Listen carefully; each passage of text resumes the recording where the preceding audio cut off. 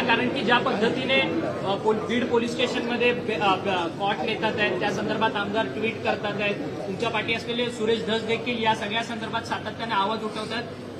विरोधक म्हणतात की हा लाडका आरोपी आहे का सरकारचा? असं आहे, न पाहता केवळ प्रसिद्धी मिळवण्याकरता हे जे काही बोललं जातं त्यांना केवळ प्रसिद्धी पाहिजे। पोलिसांनी स्पष्ट केलं, ऍडिशनल पोलीस कुमक तिथे आलेली आहे, ऍडिशनल पोलीस कॉन्स्टेबल त्या ठिकाणी आले आहेत, त्यांना काय जमिनीवर झोपवायचं?